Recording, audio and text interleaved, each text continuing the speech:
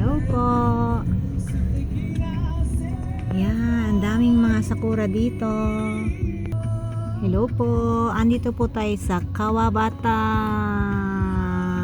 Dori o pangalan po nitong street na to. Ang dami po naglalakad. Tsaka po dun sa baba. Teka, dali lang po ha. Yan. Marami yan. Mahaba yan, no? Mga sakura. Yan. Namumukadkat yung mga sakura. Alam niyo po, ang ganda po sana dito. Ang dami naglalakad. Tsaka po sa baba, may nagpipiknik po dyan. Ayun, no? Kung bilang po masyadong kita sa video, ang dami kumakain na may mga baon silang drinks sa pagkain. Yan po, oh. Ganda. May ilog po dyan sa baba.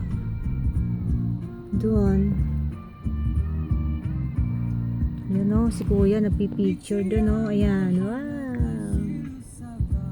Alam niyo po, mga old na po yung mga puno ng sakura na yan. No?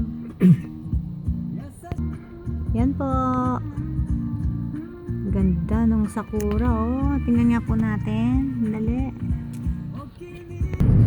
Yan. Puro po sakura yung makikita natin na yan. Tingnan po natin dito sa harap. Yan. Yan, oh. Puro sakura po yan. Ganda, no? Balik po tayo dito. Yan. Para makita po natin. Ang dami, pero nag-upisa na po sila maglagas-lagas.